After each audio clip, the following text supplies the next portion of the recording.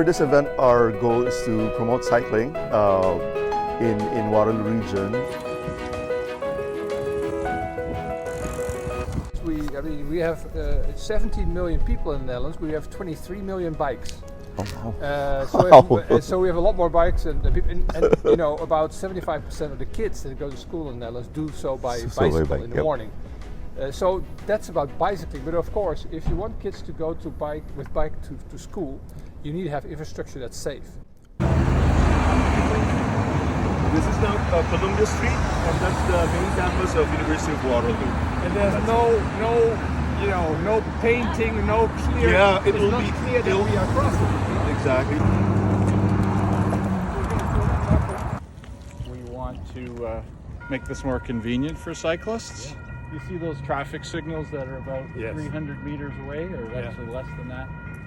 We're going to be moving them over to this crossing. Not supposed to? Maybe don't. Traffic signals will definitely make it more visible. Yeah, absolutely.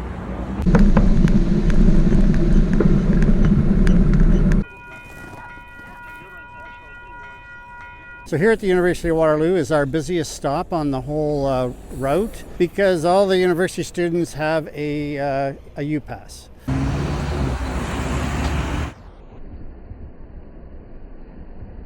What is your biggest challenge in trying to get these kind of projects implemented? Is it technical? Is that political? Is it design? Is it opposition? What are your biggest challenges? Funding's always a challenge for certain types of projects. Depends on the project. I mean, I'll give you one example. So it could also just be provincial legislation some of the times. And one of them is this crosswalk here, the pedestrian crossover. It's so unintuitive. You're crossing on this side, and the button for the crossover is over here, so you have to go in the oncoming pedestrian and cyclist traffic lane. And they completely appreciate that it's not intuitive whatsoever, but it's like actually legislated that they have to do the construction in a particular way.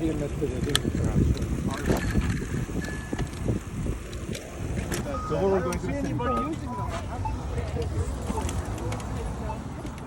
You were moving the needle, but it's like, Copenhagen and everywhere else, you need 50 years, to get there. And it is, I mean, that's if I see how we changed Amsterdam, I mean, that was also, I was just explaining, they had the smog, they had all the cars, they had more and more accidents. There the people protested against cars, so that's quite different from here. Yeah. So, but We're not there yet. but it took discipline, it took step by step, it takes time. And it takes, I think from our perspective also, it takes people to understand that these kind of situations that we have here is something that brings something nice for them as well.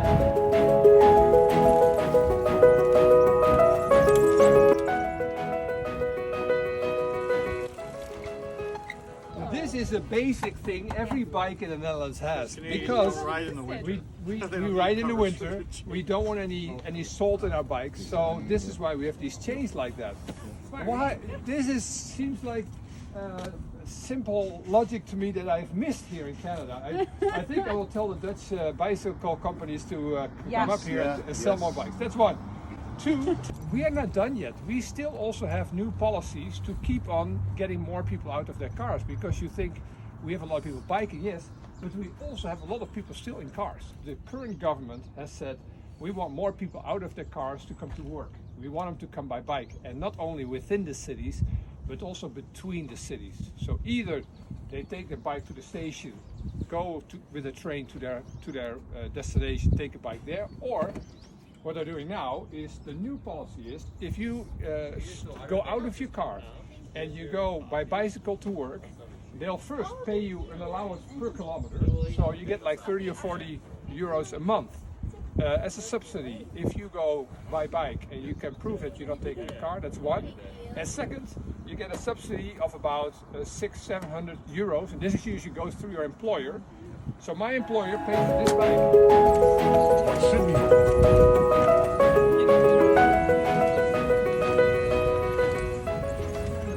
So it's not very visible for me, at least, that it's a bicycle crossing here if you're a car, right? At the moment. This is the downtown Kitchener cycling group.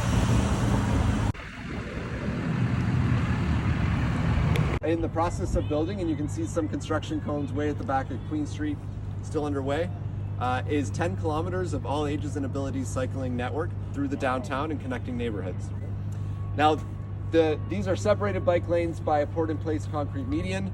That's going to be about 3.5 kilometers of that 10 kilometers. Some of it is trails that we've been on, and others are quiet neighborhood streets that we've optimized for cycling.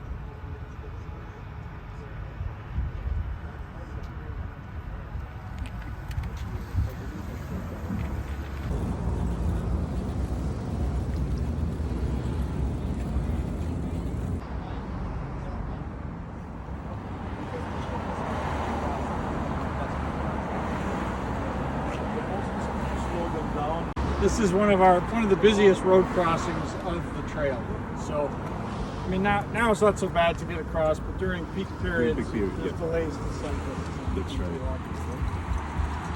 So, Kitchener is doing major improvements along here. So we partnered with them on doing some improvements